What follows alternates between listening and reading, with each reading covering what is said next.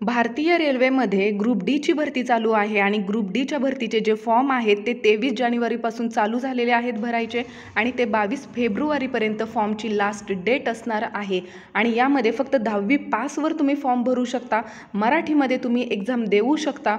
अशा पद्धतीने ज्यांचं देखील वय याच्यामध्ये बसतं ते सगळे कॅन्डिडेट्स याच्यामध्ये फॉर्म भरू शकतात. आणि या संदर्भाच्या डिटेल्स माहितीसाठी, नवनवीन अपडेट्ससाठी आपल्या टेक्निशियन शुभांगी चॅनल नक्की सबस्क्राईब करून ठेवा आणि बेल आयकॉन दाबून ठेवा, म्हणजे तुम्हाला येणारे नवीन व्हिडिओजची अपडेट्स मिळत राहतील. आणि आजच्या या व्हिडिओमध्ये आपण पाहणार आहोत ते म्हणजे असिस्टंट वर्कशॉप, जे मेकॅनिकल डिपार्टमेंटचं आहे. यामध्ये तुमचं जॉब प्रोफाईल काय आहे, मुलींसाठी हे योग्य आहे की नाही आहे, ड्युटी टाईम काय असतं, तुमचं वर्क शेड्यूल काय आहे तिथलं, किंवा तुम्हाला प्रमोशनचे काय चान्सेस आहेत का, सॅलरी काय असते, तुमचं ड्युटीचं ठिकाण काय असणार आहे, या संदर्भात सगळी डिटेल्स माहिती या व्हिडिओमध्ये तुम्हाला मिळणार आहे. तर आत्ताच व्हिडिओला लाईक करून ठेवा. तर सगळ्यात अगोदर तुम्हाला हे सांगणं गरजेचं आहे की जे देखील 14 पोस्ट आहेत, पोस्ट प्रेफरन्समध्ये तुम्हाला मागण्यात येतात, विचारण्यात येतात की या 14 पोस्टमध्ये तुम्ही कोणते पोस्ट प्रेफरन्स देणार आहात. तर महत्त्वाचं असणार आहे, आपल्या चॅनलवर ऑलरेडी एक व्हिडिओ मी अपलोड करून ठेवलेला आहे मेडिकल स्टँडर्डचा, म्हणजे मेडिकल टेस्ट कशी असते या संदर्भातला डिटेल्स व्हिडिओ आहे. तो एकदा तर तुम्ही पाहून घ्या, कारण की त्याच्यामध्ये तुम्हाला समजणार आहे तुम्ही कोणत्या मेडिकल कॅटेगरीमध्ये बसता आणि तुम्ही कोणती पोस्ट प्रेफरन्सला द्यायची आहे. डिटेल्स माहिती तुम्हाला तिथे दिलेली आहे. परंतु जरी तुम्ही एकच पोस्ट पोस्ट प्रेफरन्समध्ये दिली आणि त्याच्यामध्ये जर तुम्ही मेडिकली अनफिट झाला तर मात्र तुम्ही डिस्क्वालिफाय होऊन तुम्हाला या स्पर्धेतून बाहेर काढलं जातं. त्यासाठी अगोदर सगळ्यात महत्त्वाची टिप्स लक्षात घ्या. जेव्हा तुम्ही फॉर्म भरताय तेव्हा तुम्ही जे देखील पोस्ट प्रेफरन्स देणार आहात 14ची 14 पोस्ट प्रेफरन्समध्ये तुम्ही देऊन टाका. कारण की तेव्हा तुम्हाला जरी तुम्ही सुरुवातीच्या 1, 2, 3 पोस्टमध्ये तुम्ही जरी डिस्क्वालिफाय झाला तरी पुढच्या पोस्टसाठी तुम्ही मेडिकली तुम्हाला फिट आहात का ते पाहिलं जातं. जर तुमचे CBTला मार्क चांगले असतील तर तुम्ही मेडिकल टेस्टसाठी तुम्हाला तिथे तुमच्या पुढच्या पोस्टसाठी तुमचा विचार करण्यात येतो. पोस्ट प्रेफरन्सचा देखील सेपरेट व्हिडिओ देखील आहे, तो देखील तुम्ही पाहू शकता. आता सगळ्यात अगोदर तर NTPC किंवा ग्रुप डीच्या भरतीचा जर तुम्ही अभ्यास करत आहे, रेल्वेच्या या दोन्ही एक्झामसाठी महत्त्वाचं असणार आहे प्रिव्हियस इयर्स क्वेश्चन्स. कारण की याच प्रश्नांमुळे तुम्हाला समजणार आहे की मागील प्रश्नपत्रिका कशा होत्या, कशावर आधारित तुमचे प्रश्न आले होते, काय सिलेबस होता नक्की. तर याच्यावर तुम्हाला जर मराठीतून या प्रश्नपत्रिका पाहायच्या असतील तर यासाठी आपल्याकडे छान असे पुस्तकं उपलब्ध आहेत. तर त्याच्यामध्ये विजयपथ पब्लिकेशनचं हे पुस्तक आहे NTPCसाठीचं, मागील प्रिव्हियस इयर्स क्वेश्चनसाठी. आणि त्यानंतर रेल्वे भरती बोर्ड स्पेशल ग्रुप डीसाठी हे 120 प्रश्नपत्रिका संच आहे, गणित बुद्धिमत्ता इथे स्पष्टीकरणासहित दिलेली आहे. आणि विजयपथ पब्लिकेशनचीच ही दोन्ही पुस्तकं आहेत, ही नक्की तुम्ही घेणं गरजेचं आहे. यानंतर असिस्टंट वर्कशॉपमध्ये जर तुम्ही येत असाल मेकॅनिकल डिपार्टमेंटमध्ये, यामध्ये तुम्हाला जॉब प्रोफाईल माहिती नाही आहे, वेळ माहीत नाही आहे, काय कामाचं ठिकाण आहे, या सगळ्या गोष्टींची माहिती आपण घेणार आहोत. तर इथे काम जर म्हणत असाल तर तुम्ही हे जे समोर दिसत आहे तुम्हाला, खरं तर रेल्वेतल्या बऱ्याच जे कामाचे आमची ठिकाणं आहेत तिथले आम्ही व्हिडिओज मला नाही वाटत शेअर करणं इतकं पण योग्य ठरेल, म्हणून जे काही फोटोज वगैरे उपलब्ध आहेत त्यानुसारच तुम्हाला मी माहिती देण्याचा प्रयत्न करते. कारण की जिथे देखील आपण काम करतो तिथली थोडीशी तरी आपण एक गोपनीयता बाळगणं गरजेचं असतं सुरक्षेच्या दृष्टीने. ते काही पुढच्या व्हिडिओमध्ये तुम्हाला नक्की समजेल मी का हे म्हणत आहे ते. तर अशा प्रकारचे जे काम जे आहे तुम्हाला वर्कशॉपमध्ये जेव्हा तुम्ही करता तर ते काम फक्त तुमचं असतं, तिथे रिपेरिंगचं वर्क असतं. म्हणजे जे देखील कोच आहेत, म्हणजे गाडीचे डब्बे आपण म्हणतो, तर त्याच्या रिपेरिंगचं वर्क इथे वर्कशॉपमध्ये, मेकॅनिकल वर्कशॉपमध्ये केलं जातं. आणि हे रिपेरिंगचं काम हे तुम्हाला ग्रुप डीमधून तुम्ही जेव्हा अपॉइंट होता, तुमची भरती केली जाते, त्याच्यामध्ये तुमच्याकडे हे काम इंडिव्हिज्युअली सेपरेट असं सोपवण्यात येत नाही.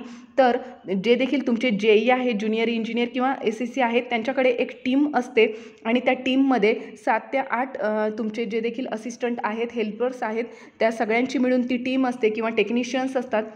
टेक्निशियनच्या अंडर ही टीम असते, तर त्यांच्या थ्रू तुमची कामं करून घेतली जातात, तुमच्याकडून कामं करून घेतली जातात आणि यामध्ये फक्त तुम्हाला त्यांना असिस्ट करायचं असतं, हेल्प करायचं असतं आणि तुमच्या पोस्टचं नावच मुळात असिस्टंट आहे. तुमच्याकडे इंडिव्हिज्युअल अशी कोणतीही जबाबदारी सोपवण्यात येत नाही आणि तुम्हाला वर्कलोड म्हणत असेल तर अतिशय कमी असा वर्कलोड असतो तुमचं डेलीचं. असं पर डे टार्गेट ठरलेलं असतं तुमचं कामाचं आणि ते तुम्हाला तुमच्या टीमसोबत कंप्लीट करायचं असतं. जास्तीत जास्त किती तर 5 तासाचं तुमचं जरी काम संपलं तरी त्यानंतरचा वेळ तुम्ही तुमच्या अभ्यासासाठी देऊ शकता, एक्सटर्नल ॲडमिशन घेऊ शकता, तुमचं ग्रॅज्युएशन कंप्लीट करून घेऊ शकता किंवा इतर परीक्षांसाठी तुम्ही तयारी करू शकता किंवा डिपार्टमेंटल एक्झामची देखील तुम्ही तयारी करू शकता. अशा पद्धतीने तुम्हाला वेळ छान मिळतो.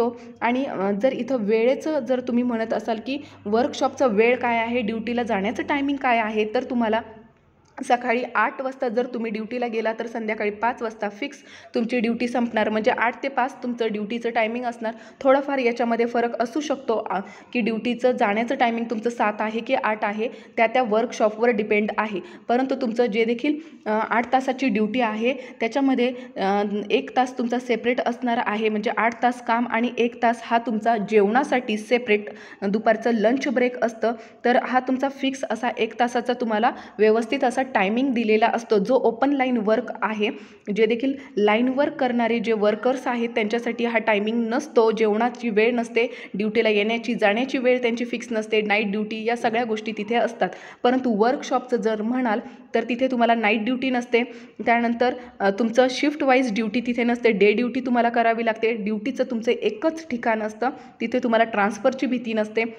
या सगळ्या महत्त्वाच्या गोष्टी तुम्ही विचारात घेणं गरजेचं आहे.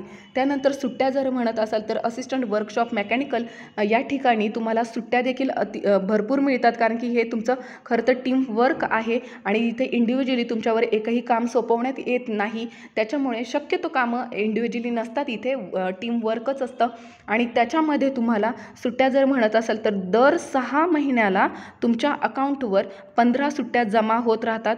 ते तुमच्या वर पूर्ण डिपेंड असतं, तुम्ही त्या सुट्ट्या घ्यायच्या की नाही, त्या सेपरेट घ्यायच्या की 13-14 अशा इकट्ठा सुट्ट्या घ्यायच्या, हे सगळं तुमच्यावर डिपेंड असतं. दर 6 महिन्याला तुमच्या ह्या 15 सुट्ट्या जमा होतात. याला LAP म्हणतात. जेव्हा तुम्ही ड्युटीमध्ये याल तेव्हा तुम्हाला ह्या गोष्टी समजणारच आहेत. परंतु जर तुम्ही कॉमनली विचार कराल तर सुट्ट्या तुम्हाला मिळतात, ज्या देखील तुम्हाला सणांच्या सुट्ट्या आहेत, नॅशनल हॉलिडेज म्हणतो आपण, तर त्या देखील असतात. तरी ह्या देखील डिफरंट आहेत. कोणाला 12 असतील तर कोणाला आणखी जास्त असतील. म्हणजे वर्कशॉप किंवा लाईन वर्कमध्ये थोडासा याच्यामध्ये ओपन लाईनमध्ये थोडासा फरक येतो. त्यानंतर जे देखील कॅज्युअल लिव्ह आहेत, काही ठिकाणी 10 असतील, काही ठिकाणी 8 असतील. अशा प्रकारे दरवर्षीच्या तुमच्या सुट्ट्या तुम्हाला मिळत असतात. त्यानंतर तुमची आठवड्यातून जी रेस्ट असते, जी सुट्टी असते तुमची, ती देखील फिक्स असते आठवड्याच्या रविवारी. म्हणजे जो दिवस तुमचा फिक्स असतो वर्कशॉपचा सुट्टीचा, तो देखील एक दिवस तुमचा साप्ताहिक सुट्टी तुम्हाला मिळत असते. त्यानंतर प्रमोशनचं जर तुम्ही म्हणत असाल तर यामध्ये तुम्ही जेव्हा डिपार्टमेंटमध्ये, रेल्वे डिपार्टमेंटमध्ये एंट्री करता त्यानंतर तुम्हाला 2 एक्झाम थ्रू तुम्ही डिपार्टमेंटल एक्झाम थ्रू तुम्ही प्रमोशन घेऊ शकता. एक तर GDC असते किंवा LDC असते आणि आणखी एक असते ती म्हणजे जेव्हा तुम्ही सिनियरिटी फक्त घेऊन तुम्ही प्रमोशन घेता, ती एक एक्झाम असते. लार्जेस्ट म्हणतात त्याला. तर सिनियरिटीच्या याच्यावर LGS म्हणतात त्या कोट्याला. परंतु प्रमोशनचं जर म्हणाल तर इथे पुरुष आणि महिला अशा पद्धतीने तुम्हाला वॅकन्सी नसते. डिपार्टमेंटमध्ये आल्यानंतर देखील तुम्हाला कॉमन सगळ्यांना, स्त्रिया असू किंवा पुरुष असू, त्यांना सगळ्यांना एक कॉमनली एक्झाम असते.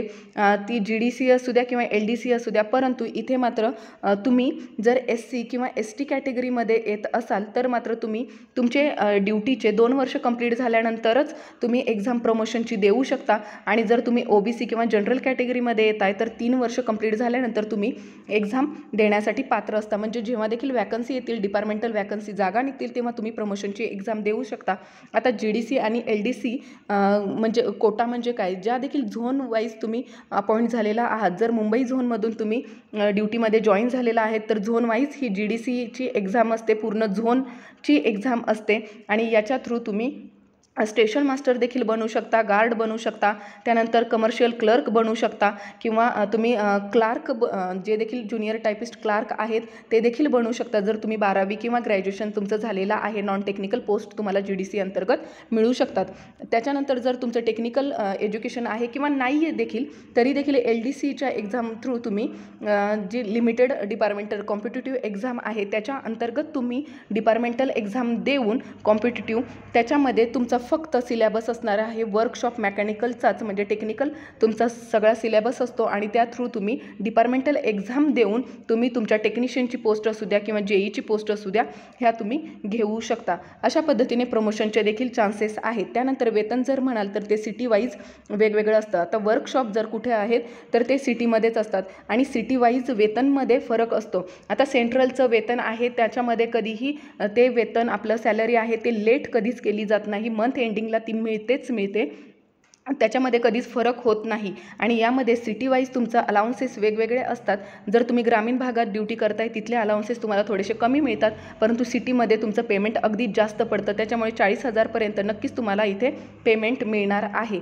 त्यानंतर ड्युटी कुठे, तर ड्युटीचं ठिकाण हे फक्त तुमचं मोठ्या सिटीमध्येच असणार आहे. ज्यांना देखील सिटीमध्ये सेटल व्हायचं आहे अशांसाठी हा वर्कशॉपचा ऑप्शन जो आहे मेकॅनिकल त्यांनी फर्स्ट प्रेफरन्स देणं गरजेचं आहे. कारण की त्यांना मी पोस्ट प्रेफरन्सच्या व्हिडिओमध्ये देखील हेच सांगितलेलं आहे की जर तुम्हाला ड्युटी तुम्हाला ऑफिस वर्क टाईप पाहिजे किंवा लाईन वर्क नको आहे आणि तुम्हाला सिटीमध्येच सेटल व्हायचं आहे, तुम्हाला ट्रान्सफरचे चान्सेस म्हणजे तिथे भीती नको आहे ट्रान्सफर होईल वगैरे, तर अशा वेळी तुम्ही वर्कशॉप मेकॅनिकल आहे हे चॉईस फर्स्ट प्रेफरन्स देऊ शकता.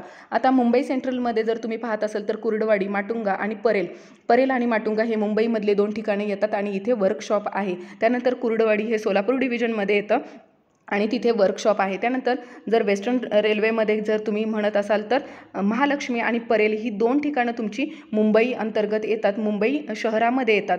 तर अशा प्रकारे तुम्हाला या व्हिडिओमध्ये हे समजलं असेल की मुलींसाठी देखील हा जॉब चांगला आहे. कारण की जर त्यांना सिटीमध्ये सेटल व्हायचं आहे मुंबईमध्ये वगैरे तर वर्कशॉप मेकॅनिकल हे छान ऑप्शन आहे त्यांच्यासाठी. आणि मुलांसाठी देखील आहे, प्रमोशनचे छान चान्सेस आहेत त्यांना किंवा मुलांच्या शिक्षणाच्या दृष्टीने देखील पुढील हे सगळ्यात छान असा हा वर्कशॉप मेकॅनिकल हा उत्तम असा पर्याय आहे. ड्युटीचं ठिकाण तुम्हाला समजलं असेल, मोठ्या शहरामध्ये एकाच ठिकाणी ट्रान्सफरची टेन्शन नाही आहे, नाईट ड्युटी नाही आहे, शिफ्ट वाईज ड्युटी नाही आहे, डे ड्युटीज असते, टायमिंग सगळं फिक्स असतं, तुमचे सगळे शेड्यूल तुमचे फिक्स असतात. अशा पद्धतीने तुम्हाला असिस्टंट वर्कशॉप मेकॅनिकलबद्दल सगळी डिटेल्स माहिती तुम्हाला मी देण्याचा प्रयत्न केलेला आहे. व्हिडिओ आवडला असेल तर लाईक करा आणि शेअर करा. पुन्हा भेटूया अशाच महत्त्वपूर्ण माहितीसह. तोपर्यंत धन्यवाद.